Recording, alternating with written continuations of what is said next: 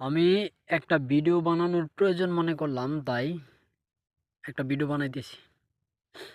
দেখেন, উপরে কিন্তু আমার লাউ গাছ, মানে লাউ গাছ বলতে বিশাল কিছু না, মাত্র গাছের মধ্যে জালি আসতেছে। তবে আমি এটার মধ্যে করলার বীজ রোপণ করবো এই জালের মধ্যে। এখন আমার করলার বীজ রোপণ করা খুব দরকার এই সময়, আর আগাম বাজার ধরার জন্য। এই জন্য আমি চিন্তা করলাম যে এই বেডগুলি থেকে গাছ কাইটা পেলাম, কিন্তু গতকাল কাইসা দিয়ে প্রচুর পরিমাণে জালি নামছে। চিন্তা করলাম যে না, গাছগুলি থাকুক গাছের জায়গায়, বেডগুলিরে সার দিয়া তারপরে একটু কোপাকুপি কইরা যেভাবে যাই পারি, মাটিগুলি একটু আলগা করে দিই, এরপর যে গাছ বাঁচে তো বাঁচবো, না বাঁচলে তো শেষই।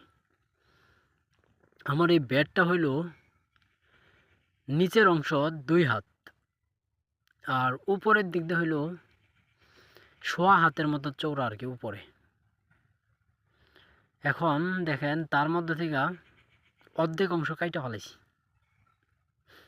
ভিডিওটা যে জন্য মূলত করা, এই দেখেন, এই যে কাটছি, এই জায়গাতে কোনো লাউ গাছের শিকড় নাই, এই জায়গাতে কোনো শিকড় নাই।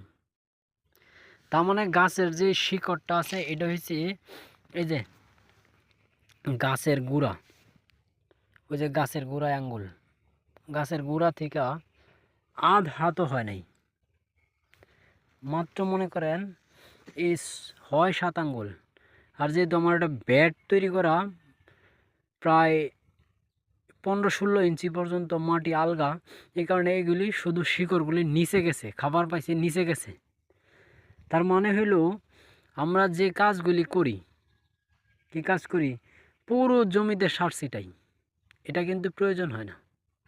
আমরা যদি নির্দিষ্ট জায়গায় সার ফেলি, তাহলে কি হয়, এতে গাছে সঠিকভাবে খাবার খাইতে পারে, গাছে সঠিক পরিমাণে খাবার খাইতে পারে, অতিরিক্ত সার ছিটানোর প্রয়োজন হয় না। এতে কৃষকের অর্থের অপচয় হয় না, রাষ্ট্রীয় সম্পদের অপচয় হয় না। আমরা যদি একটু সচেতন হই, তাহলেই সব কিছু করা সম্ভব। সচেতন না হইলে শুধু শুধু আমরা এই যে পুরো জমি, এই পুরো জমিতে আমার সার ছিটানোর কোন দরকার আছে? আমি কোনো দিন ছিটাই নাই, আমি মালচিং এই সব খাবার দিয়ে দিতাম। এবার হলো মালচিং উঠাইয়া দিতেছি, কিন্তু আমি এই বেড ছাড়া কোথাও খাবার দিই না বা দিব না। আমার এরপরে আজকে কাজ করতে গিয়ে যেহেতু পরীক্ষামূলক আরেকটা বিষয় আমি বের করে ফেলাইছি, গাছের শিকড় এই চারদিকে আধ হাত দূরে যায়। এরপরে যেটা যায় অনেক দূরে যায়, 1 হাত 2 হাত দূরে যায়, সেটা হচ্ছে ওই যখন অতিরিক্ত বয়স হয়ে যায়, অতিরিক্ত